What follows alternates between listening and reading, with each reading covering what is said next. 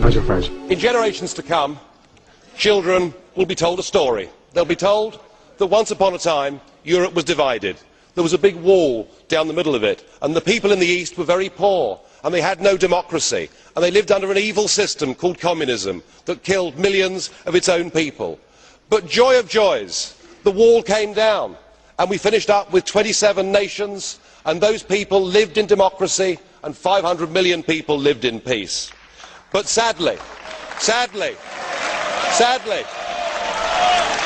no, there is more. I promise you there's more.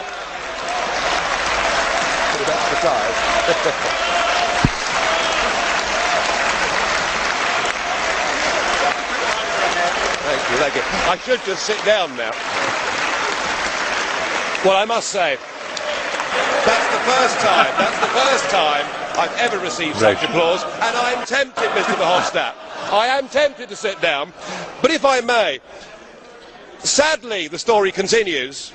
The politicians in charge became very greedy, and they wanted money for themselves, and they wanted power, and so they resorted to lies and deceit, and they staged the most spectacular bureaucratic coup d'etat that the world had ever seen.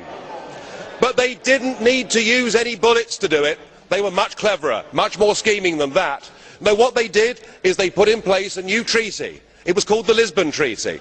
And then they gave 27 people total unlimited power. These were to be the people that made all the laws. Of course, they already had a flag and they already had an anthem, but they went about building a new state. But they ignored the people. And what they did, whether they knew it or not, is they recreated the very evil system that the people in Eastern Europe had lived under before.